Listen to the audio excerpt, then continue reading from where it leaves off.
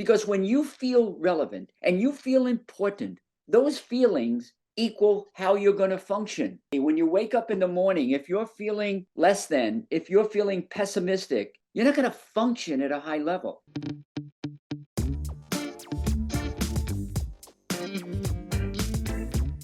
Is this his third time on the podcast, Jaime? This is his third time. Third or fourth? Because he was on... You know what? Fourth, actually. Fourth, yeah, because he joined us for an earlier one.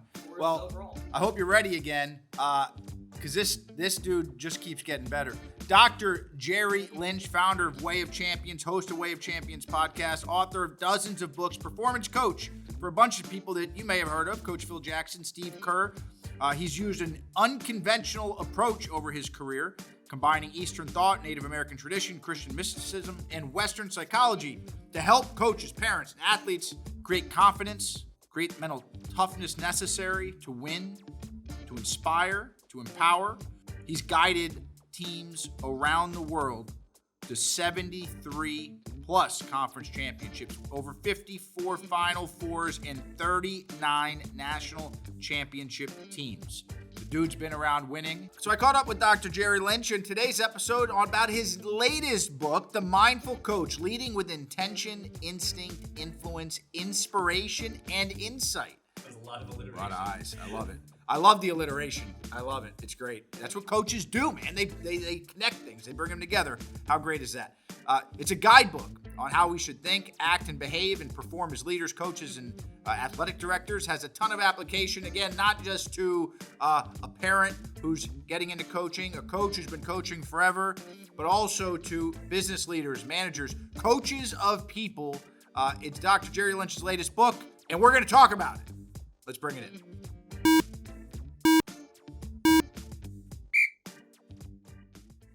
Why the mindful coach?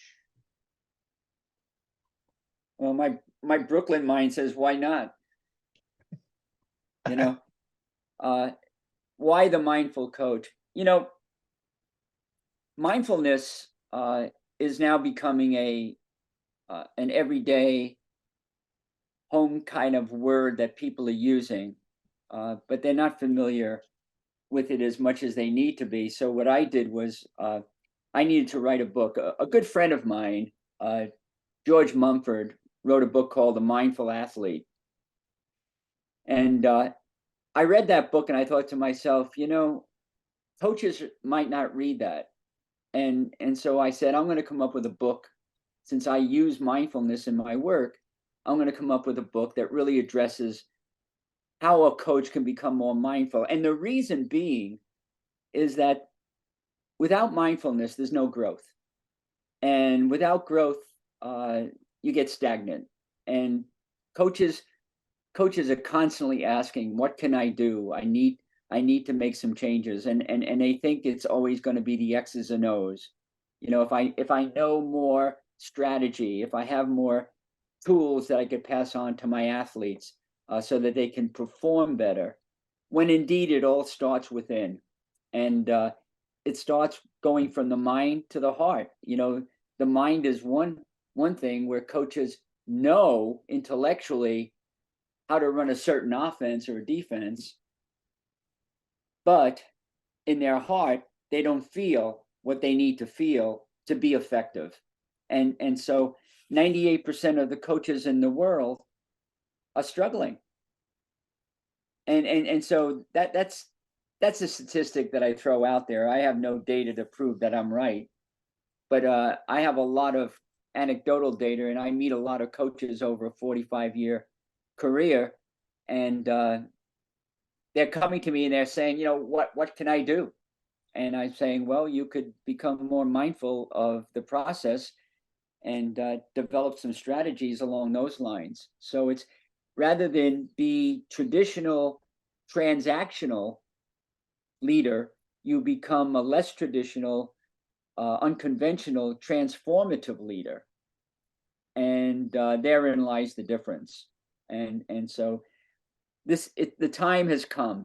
And the subtitle, Leading with Intention, Instinct, Influence, Inspiration, and Insight. Who wouldn't want to be that way as a leader? You want to be, but there's no there's no connection between what you want and how to get there. So this book provides a wonderful opportunity for coaches to get to a place where they will be the best version of themselves as leaders. Yeah. I love what you said that in coaches don't feel what they need to feel to be effective. I think, what goes on in the head of most coaches, whether it's coaching athletes in a sport, as you've spent so much of your time impacting coaches that affect athletes on the field, but also coaches in a workforce today, where, I mean, Jerry, I can't imagine how many players you've affected through coaches that, again, are now in the workforce and are now in environments with new managers, leaders. Some are some are true coaches. And I just think that really hit me when you said that point on needing to feel. They don't need to. Men don't feel what they need to feel to be effective. Why do you think that is? Uh, it's our training and our values and what we feel is important. And it's ironic. But before I talk about that, you're raising a very important point, and that is, it's a mistake to think that this mindful coach book is just about coaching in sports. It's about coaching in life. And I know you brought that up because that's where you're at. And I know you love sport, but I love business too. And I love life. And so too many of us are going about our day every day in the same old way. And so we need an injection, in order to grow as a leader, in order to be more effective, we have to get more in tune with those people who were trying to lead. So I could have very well called this book The Mindful Leader. And by leader, I mean, it could be a church group, it could be on a battlefield in Vietnam, in the Yeah. past. It could be just about anything. It could be a teacher, a doctor, especially doctors need to be more mindful. But I hang out in the sports arena, and I use sports as a vehicle to transport people. The sport is a wonderful game, but it's really not about the sport. It's about learning the lessons, the deeper lessons for life. And that works really well in the business world as well. I could walk into your company and sit down and have this same conversation, and we're all on the same page. And correct me if I'm wrong, but I mean, this is the way I see it. I think that, yeah, no, I think you're on the money.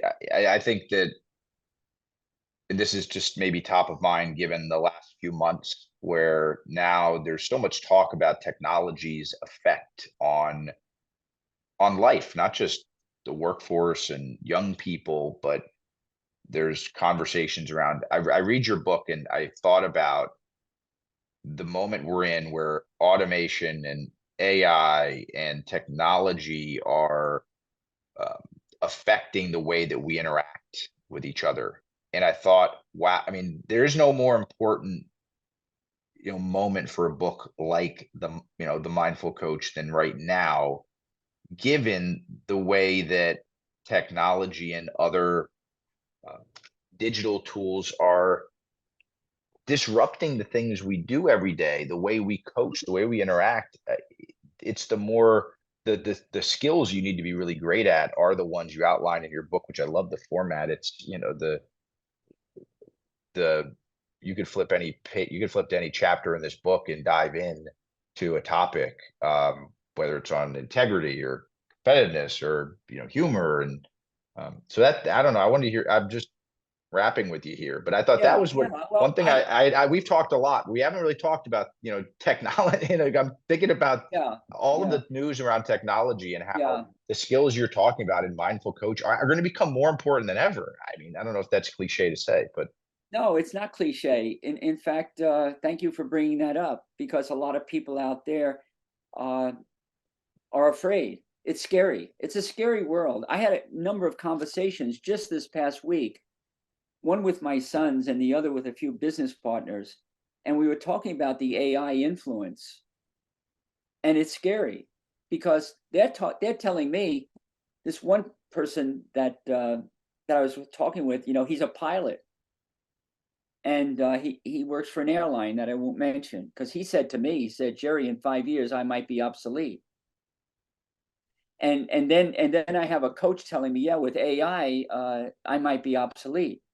And we're looking, I might not, there might not be an author like me. The book can be written. I mean, I can come up with a title for a book and have artificial intelligence create the book, throw some ideas in, and it's done. And however, the scary part is not that we won't stay up to date. The scary part is we're going to lose something. And what we're going to lose is what you and I have at this moment. And that is, we have a relationship. And I value that relationship. It's important to me. And, you're a good man and you're doing good things in life and you're really making a difference in the lives of people. I'm not so sure that technology can handle that. No matter what. Okay, so here's the deal. So since COVID, I've really learned how to manipulate my business through Zoom. Like here we are on Zoom now, right? Okay, so I've had conferences on Zoom. So this August, I'm going to Denver. It's my 7th annual coaching leadership summit that we're putting on in person. I can tell you, all that technology, as good as it was, we've reached people in 6 continents. 6 people from 6 continents will not come to that conference, but if you come to that conference, you're going to get a very different experience than you did technologically. And so no matter what happens with technology, the frightening thing is, will we or will we not lose the relationship piece? Because let me just go on for another minute here. When I talk with a Steve Kerr, coach of the Warriors, or I talk with a Phil Jackson, Phil is a great man. We talk together and I ask them, so what's the most important game that you win on the road to a championship? So most coaches out there are thinking, let's see, what game would it be? Oh, it'd have to be the semifinal game or the Final Four, blah, blah, blah, blah, blah. And they're saying to me, Jerry, the most important game to win is the relationship game. Like OMG, right? I mean, what are they really saying? They're saying that without relationships, you can't get athletes to go the distance, no matter how sophisticated your technology is, or no matter how sophisticated your ability to run the right defense or the right offense at the right time in the right place with the right people. If you don't have relationships, nothing happens. Steve spent months upon months, his first year of coaching, traveling to Australia, traveling to Atlanta to hook up with Iguodala, to hook up with his athletes, letting them know how important they were to him and that he wants them and he cares about them. And when you feel, you have to answer this question, when I make you feel important and relevant and empowered and respected, and I ask you to do something, what's going to happen? You're more likely to do it. You're going to not only do it, you're going to go the distance. You'll go beyond that. And so that's the human element. And that's the idea of human relationships and winning the relationship game. I don't know, in my scope of understanding artificial intelligence, I don't know how they're going to bridge that gap and how they're going to make that happen. Because without that, people don't care. They don't care, got to feel love. Yeah. Phil Jackson, without love, I would have never won a championship. With not only him, John Wooden, I had a lot of love in my coaching. That's why we won. Where's the love going to come from?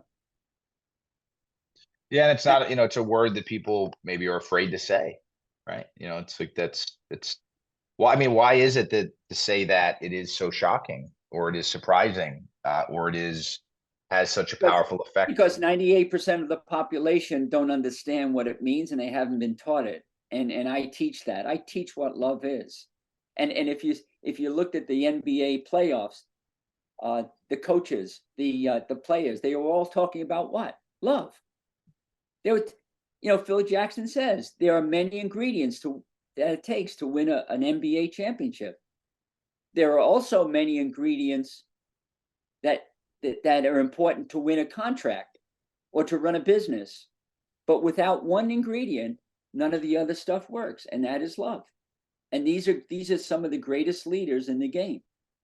And so we don't talk about it because we don't understand it. There's romantic love, which I have between my partner, Jan, and my children.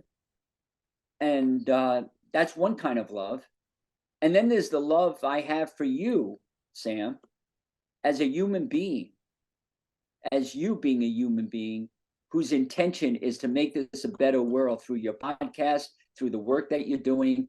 And that's why I'm back on with you, because of that factor. And I love that about you.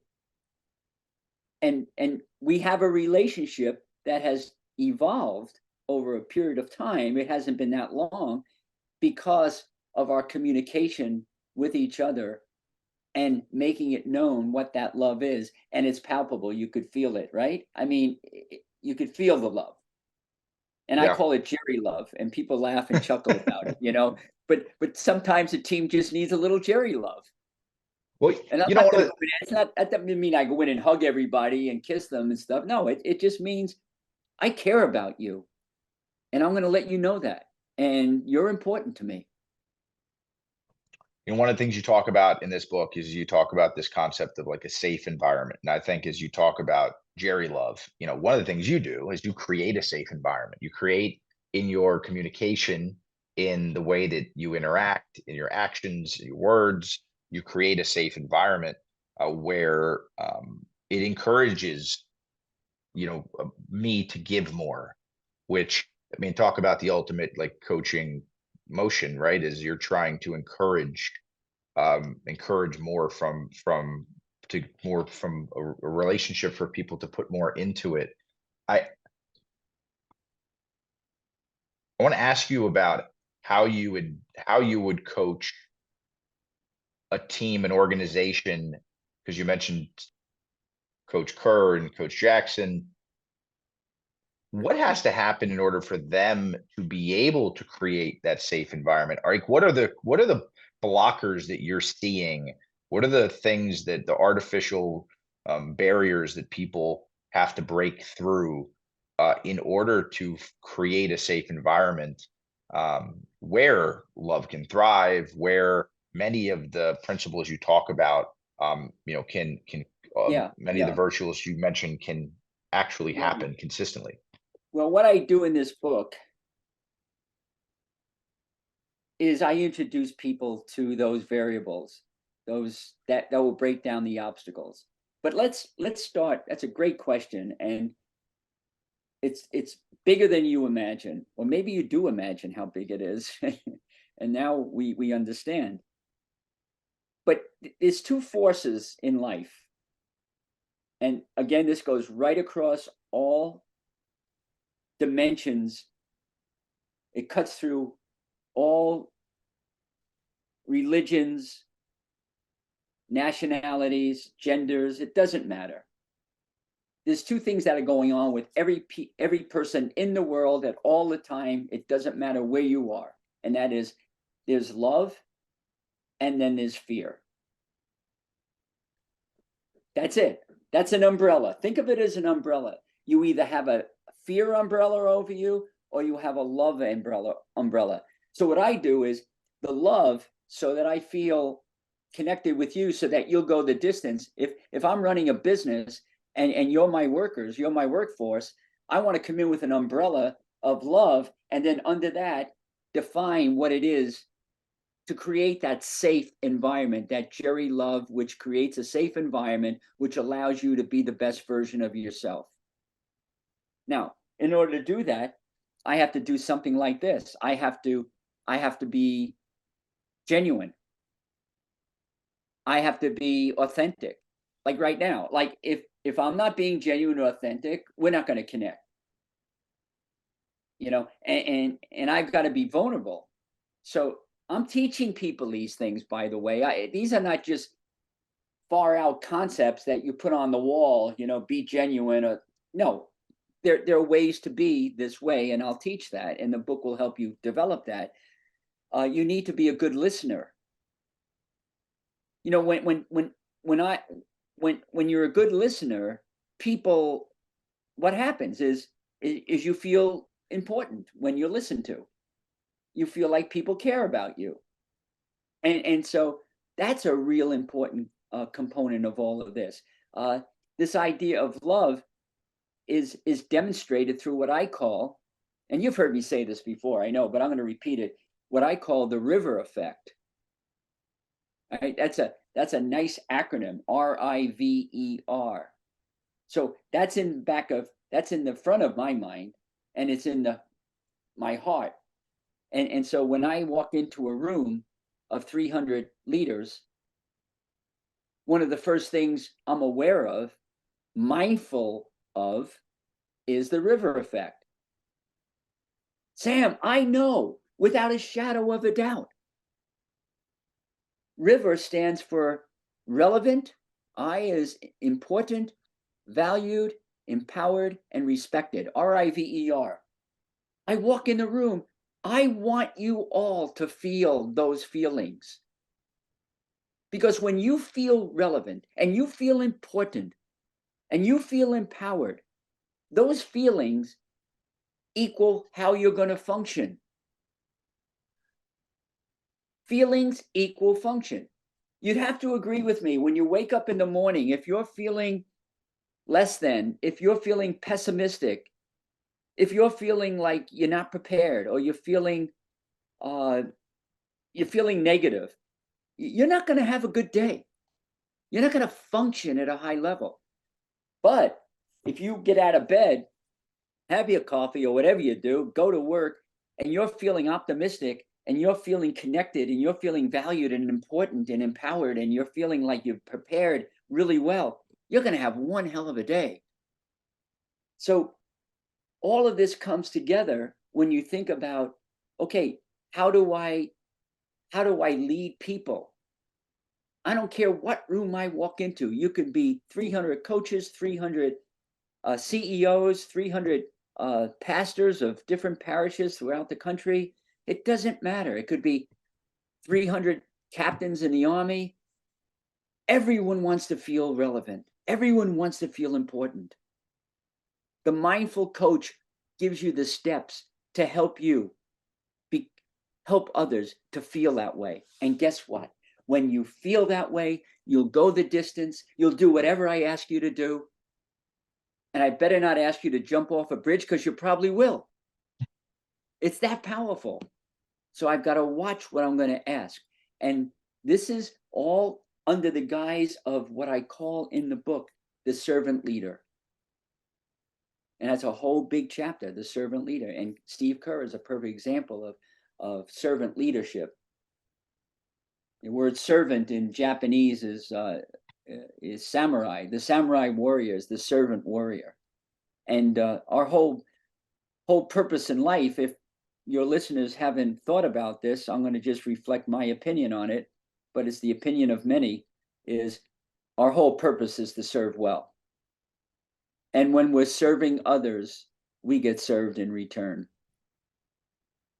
And so these are the ways that I help people to elevate their emotion and elevate their leadership style, so that others will listen. They'll go along with the program. And not only that, it will be cooperative. Oh my God, imagine getting people to cooperate. It will be collaborative. We'll work together to make this a better show. Anyone out there that's listening to this, raise your hand if you're agreeing with this. Everyone's hand is up. I can see it. Not really, but who would not agree that these are the things that are important to them personally? I'm just here to tell you, well, let's recognize it and let's do something about it. So when I walk in the room, the first thing I'm going to do is I'm going to find a way to make you feel valued. I'm going to make you feel important.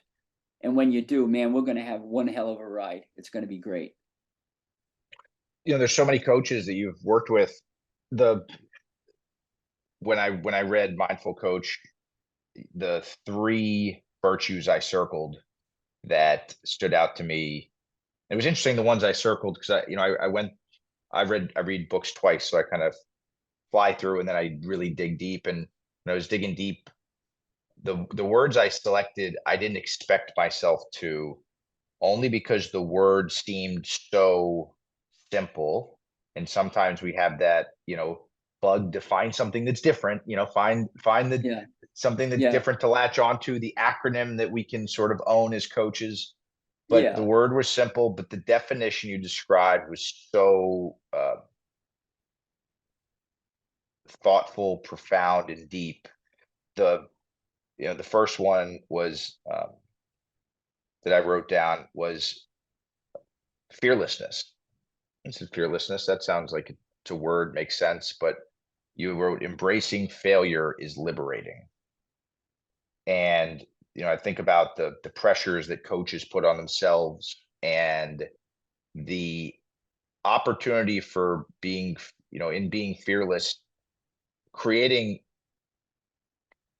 this opportunity to free yourself. I thought that was one, and I'll give you the second one um, that stuck out to me. It was openness. Profound empty space of not knowing. And as coaches, you always try to fill the space, try to fill you're the one that's supposed to do the huddle. It's your call, it's your meeting, it's your time to talk. But profound empty space of not knowing, uh, and being Boy, in did the I write present. that? Did I? You wrote that. That's amazing. But I thought I'd Well, share those because I think that those were, I wanted to share with you, because those really hit home for me at a time, for me as a coach, where I'm trying to grow a team, like others that may be listening in the same position. You're trying to grow a team. You're also at the same time maybe learning as you're going, but that action of being able to be open, and not always feel trying to resist the pressure to feel like you have all the answers, was one that would really hit. well, okay, let's start with the first one. And by the way, this is really uncanny. These are 2 of the most important ones on the list for me. I've got, of the ones that I have there, these are 2 of my top 10. All right. Let's start with fearlessness. You were talking before, Sam, about a safe environment. In a safe environment, you can be fearless. Then I was talking about love versus fear. What's an environment that doesn't feel safe? It's one with fear. And why do you have fear? Now, you ask any business person, you ask any CEO, any head coach, you ask anybody in the world, what are you afraid of? They're afraid of making mistakes and failing. I'll come back to that. They're afraid of letting the workforce down. They're afraid of getting fired. They're afraid of, in sports, they're afraid of not getting enough playing time, not getting enough minutes, or getting cut. Same thing, same model. You get cut or you get fired. It's the same thing. What else are you afraid of? You're afraid of looking silly or not good enough. And so all these fears. And what does fear do? Fear creates tension, stress, tightness. How can anyone perform when you're tight, tense, and tentative and stressed? How can you perform? Well, the answer to that is you cannot. So fearlessness is a virtue that's practiced by creating an environment where you have nothing to fear but fear itself. Fear itself creates that tension, anxiety, and what have you. So here's in a sports example. You're going into a basketball game and you're going to play for the championship. If you're focusing in on winning, it's going to be very difficult. It's going to create fear. It's going to create tension, anxiety. And the reason is because you can't control it. So what we do is we create environments that are safe. We give people opportunities to succeed by sharing with them the little things that they can control and feel confident about. And when they feel confident and they can control them, there's no fear. So now you're fearless. You just can't say to a group of people, nothing to be afraid of. No, that's not true. I have a lot to be afraid of. I come on your podcast, I could be afraid of looking like I don't know what I'm talking about. And maybe I do, I doubt it, but I'm not worried about it. I'm just, sharing whatever I happen to know with you and the audience. But I want to come from a place of love. And in my environment, love is pay attention to the little things, Jerry. Your tone, your intonation, your eye contact, your delivery, your preparation, all these things I control. You can't stop me. You can shut it off, but you can't stop me. And so fearlessness becomes a team value. It becomes an individual value where you refuse to let failure, setbacks, mistakes, and errors to stand in your way of going forward because you're so damn afraid that your body is like you're dead, rigor mortis, stiff as can be. No, there's no need for that. Why? Because failure is our gift.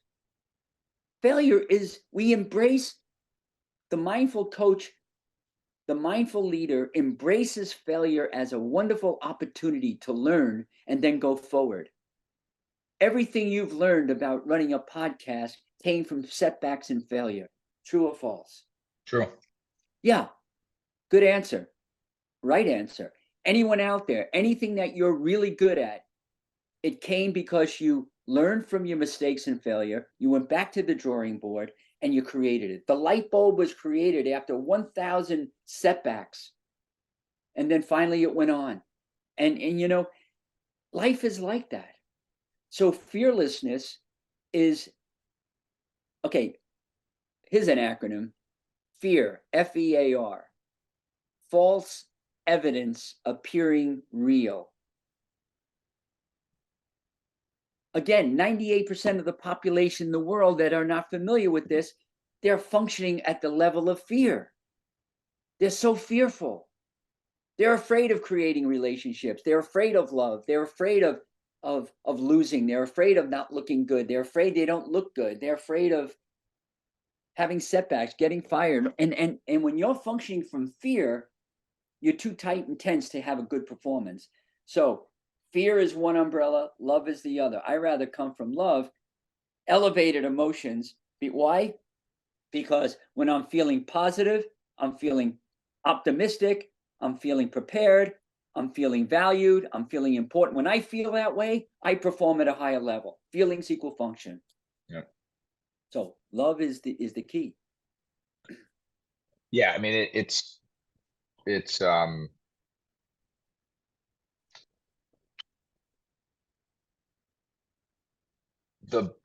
not maybe a single phrase I think too, but as you step away from reading Mindful Coach, and honestly, all of your books, there's a through line, obviously, and one of my favorites is The Competitive Buddha. Let them play, which has helped me to have a lot of fun with my daughter, as she's learning sports.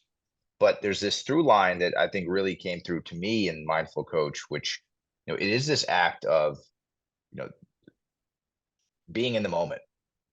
Just the coach being able to stay focused on what's in front of them and listen, and uh, and that's hard. That's meditative. I mean, there's a reason that, and this is your background for many, many, many, many years on um, how to build the psychological disposition to be able to put yourself in the moment that way. But that was one of my biggest takeaways. I think for those listening and those who are managers and leaders and aspiring to be coaches and maybe not coaching consistently, but having these spits and bursts of like great coaching moments and wanting it to be more consistent.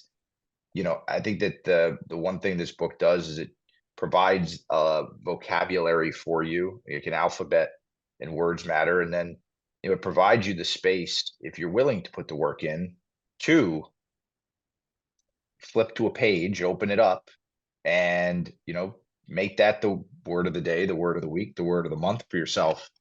And I think that makes this one of all your books, Jerry, like very not just very relevant, but also very it's a playbook of sorts. I feel like Yeah, in the Rolodex of, I yeah, don't know yeah. I like the word of the week. That when I write that out, it says wow, right? It's an acronym again. yeah. Wow, the word of the week. Hey, but let's not forget the other thing that you brought up. People out there are waiting to hear about this openness thing, right? Yep. By the way, since I'm free associating in many ways here, turn around and I want you to look at a picture on the wall right in back of you. Wait, that one? Is that the Beatles right there? It is. Yes. It is. I'm in Okay, so London. huh? I'm in Right? London. Yeah. You're in London, so we got the Beatles there. Wasn't the Beatles who sang the song "All You Need Is Love"? Right, and now You're you're right. in, and I'm saying that's the umbrella where people function at higher levels, and I don't mean romantic love, and they didn't either. What they meant was connection, caring, empowering. That's what love is. So don't be afraid of the word. And in this book, when you finish reading it, if anyone chooses to read it, they're going to come away with knowing how to implement love. So Jerry Love is an implementation of a feeling which will help you function at a higher level. I just had to bring that in from where I'm looking in your Yeah. back there. I'm looking at these Beatles here, and I'm thinking, at one time they probably were like 25 feet away from where you're staying, right? But anyway, back to you never know where the conversation will go, and I'm always open to all possibilities. But Perfect anyway, segue to openness. yeah, right. Maybe we should do that again tomorrow if you're there with John. But Totally. because there's a lot of love in that book too. Being a good teammate, you have to have a lot of love for the people you work with in Yeah. business or on the sports field. Oh, there's a lot of stuff. Yeah. I mean, that's Yeah. a very relevant. Yeah. Okay. So, but anyway, being open. We're afraid. Talk about fear. One other thing people are afraid of is not knowing. Now, you go to a doctor's office. Oh, this is a great story. I mean, it's short, but and I don't know if it's great, but it's a story of me walking into a doctor's office and the doctor not knowing what's going on. I mean, literally, he did not know. He had no answers to my question, and he felt so embarrassed, and he felt so inadequate, and he was making up these stories that he shouldn't have been making up. To sort of, he was trying to show me that he didn't not know. And he felt pressure to have answers. And he came up with some wild stuff that just didn't make any sense. And I looked at him. He never would expect it. He doesn't know much about me. But I looked at him and I said, "Hey, Doc," I said, "it's okay to not know." And I said, "I find a lot of wisdom in the unknown. In fact, guess what? Your whole trip through medical school was about the unknown. And you learned a lot. And one thing that they didn't teach you is it's okay not to know, to be open to not knowing. Being open to not knowing is wonderful, because if I didn't say this to him, I'll say it to you, but he was filled up. He felt he had to have answers, and he had to be filled up to the brim, like pouring water in a cup, right? As long as that cup is filled, there's no room for learning. Yep. Absolutely, you cannot learn if you're filled up. You have all the answers. You've met people like this. I've met athletes and coaches like this. They know everything, and they're afraid. There's the fear word. They're afraid of not knowing. And so one of the things I teach in this book with that concept, that virtue of openness, is how not to be afraid of not knowing. And in fact, there's wisdom in the unknown. And how can we attack that? And the beauty, for me, the beauty, I'll tell you what I think is beautiful, is when you read these chapters, they're very short. So you read a chapter on openness, it's about a page and a half. And then what I do is I include 5 quotes that speak to that virtue. And those quotes help to elucidate and make clear what that concept is all about after I have defined what that virtue is. So, yeah, there's no need to feel that pressure. There's no need to be afraid, because you're going to lose. You're going to have setbacks. You're going to have failures. You're going to learn from them. And that's the beauty. Yep. There's no fear of not knowing, because that's how you learn. You step into that. I mean, everyone's in a box, like people are in a box because it's safe. So they feel, and they know everything. And to go outside that box is scary because it's the unknown, but it's there where growth takes place, where human development expands, where we all become a better version of ourselves by stepping outside the box. And it's scary. It's scary. But you know what? I talk about courage.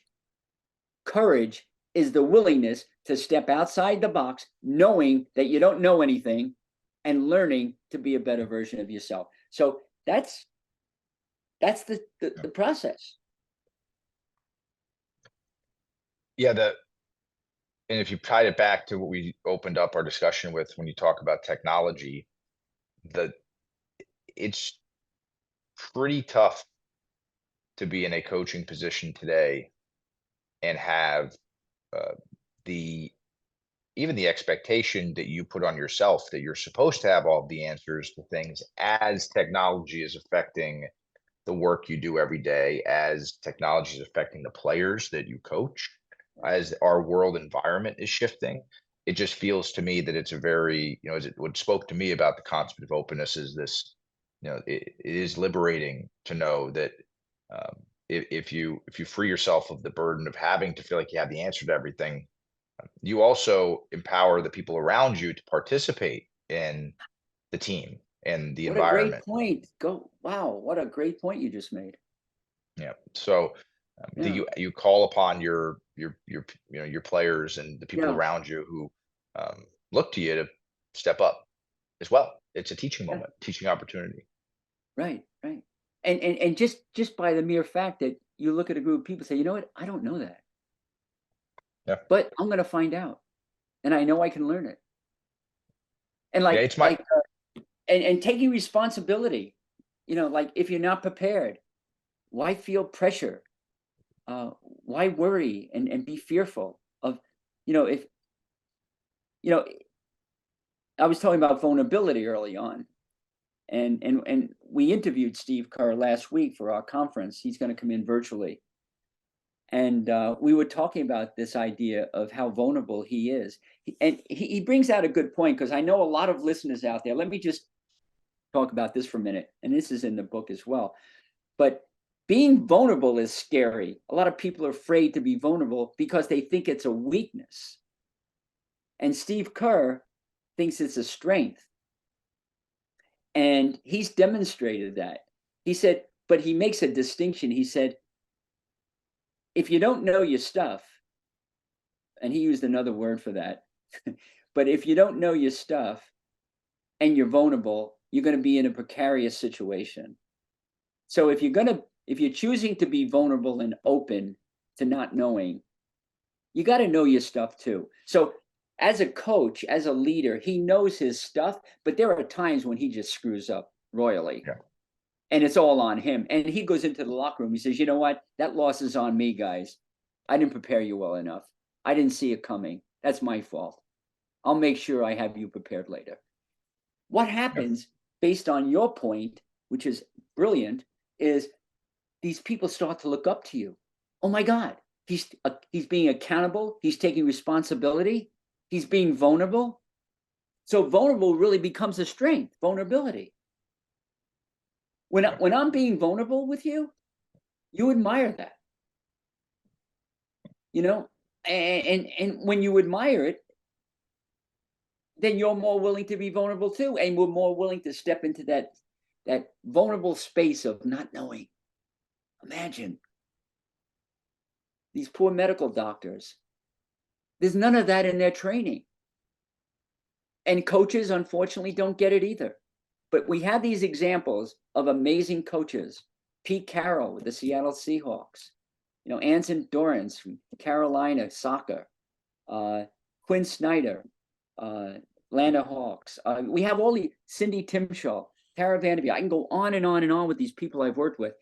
The beauty of them and the reason why they're so iconic is they're willing to be vulnerable. They're willing to step into that open space of not knowing and learning and realizing that they're gaining all that wisdom. And guess what? All the workers, all the athletes are watching them and observing them. And they admire their vulnerability, their willingness to not know. I was hoping you'd ask me a question I couldn't respond to. Because I'm ready to tell you. I just don't know. I haven't done that yet. I haven't won that one yet. But Yeah. Well, Jerry, go ahead. I appreciate you taking. I got the final question for you here, and you've answered it a few times because we've been together on this podcast a few times now. I want to set it up a little bit differently. The things you're talking about around mindful coach.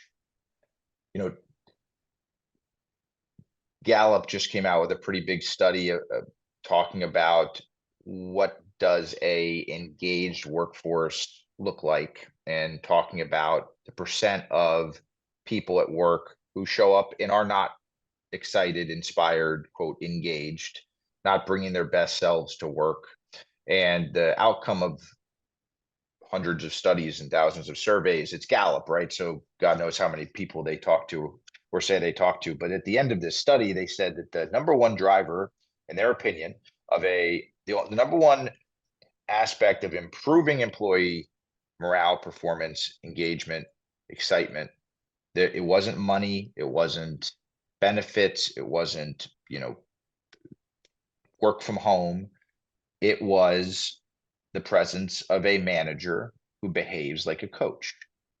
Now, they didn't go on to describe necessarily, but I'm sure they will, what those fundamental, the makeup is of it. But the action of identifying that the manager that is a coach is necessary. We're a lot of the folks listening are running businesses and leading teams and coming to work every day trying to coach folks up. So I'm going to ask you what your hope is for the future of work, and you've answered it two different ways already. So I'm going to throw it at you again, but I want to throw it at you from this mindset, from the perspective of, what is your hope for the future of work? As you think about the effect of coaches in the mindset of a coach. So what is your hope for the future of work? For work or for leadership? You said there hasn't been a question you haven't been able to answer yet, so I'll let you answer the one you want. I'll answer that question. Okay. But I can't. I'm stuck. Sam, I appreciate your observation, and you obviously read that article or came up with that information. My hope, my dream is that we have a world. I'm trying to change the world. Now everyone listening to this podcast is laughing. This guy is crazy, right? No, I'm not. Because you change the world like you eat an elephant, one bite at a time. And so I changed my world by starting in my home with my partner, my wife, my kids. And then all the people I come in contact with that have been so honored, truly honored and privileged to be with people like yourself. And that quality of being grateful to me, is key for an attitude that we all need to be carrying around every day of our life. Because in our business world, in our sports world, there are too many people who are self-absorbed, entitled, worried about what am I getting? So you come to a workplace, one huddle, and I want to work there. And my whole approach is, so Sam, what can you give to me? What is this place going to give? What's my salary? What am I going to, how do I make more money? Blah, blah, blah. In the sports world, how can I get, am I going to have a starting role on this team, or am I going to be number 14 on the bench? So many people are concerned about what they're getting. To your question, and it's a huge question, because I should say the answer is huge, but it's simple. One word: gratitude. When I wake up in the morning, true story, what I do is I go through several things I do. First thing I do is feed the cats, so they'll be screaming for the next hour, and that's not very pleasant. Then I go back to my office, which is right outside my home. And what I do is I try to list 7 things that I am grateful for that day. Now, tomorrow might be different. Like you were on my list today. That was one of the things. Now, tomorrow you're on my list again, because I'm grateful for you and I'm going to see you tomorrow. I'm grateful for the opportunity that I've been given. I'm grateful for my mind, and it's still, I have clarity of thought, and I have publishers who want my work. I have really good work. I have a wonderful family. I have my health at my age, and so many people don't. I've had the loss of several friends in the last month, for instance, that are my age. My vitality, my home that I live in. I'm a block from the ocean, and I'm very fortunate to have this home and my environment. And okay, so what do I do with that? Gratitude is a feeling. From feelings equal function. So what I do is I just take a few minutes and breathe the feeling of gratitude. When I mention those things, I feel so grateful. What do you mean, Jerry? You feel grateful? It feels elevated. I feel so privileged. And I breathe that in and kind of hold it around my heart for a while, that breath. And then I say to myself, okay, you're ready. Now go out today, go out into the world and make all that you do a reflection of all that you've been given. So I'm here with you, and I'm giving back for all that I've been given. I'm so grateful that there's no question I'm not looking to get anything out of you or this or whatever. The only reason if someone wants to buy this book is, reason why it's meaningful to me is I know it's going to change your life. And if it changes your life for the better, which I believe it will, then I'm a happy camper. As far as making money, I don't care about making money. I just want to make a difference. My gratefulness changes my world. That's why I want to change the world. I want the world, every person I come in contact with, the more grateful my workforce feels. If my team of 13 people feel gratefulness, I don't have to worry about them feeling cheated. I don't have to worry about them doing something behind my back. I don't have to worry about whether they're going to be happy or not. They're going to be happy. They're going to love what they're doing. They're not going to desert me. They're not going to leave the workforce. Same thing with the team, with a basketball team. So gratefulness, all of that, just to say, gratefulness is the answer that I've come up with on that. Jerry, thanks for taking time. Thanks for giving me the time, and you allow me to continue my journey and my mission in life, which is to make a difference. I appreciate you. Thank you.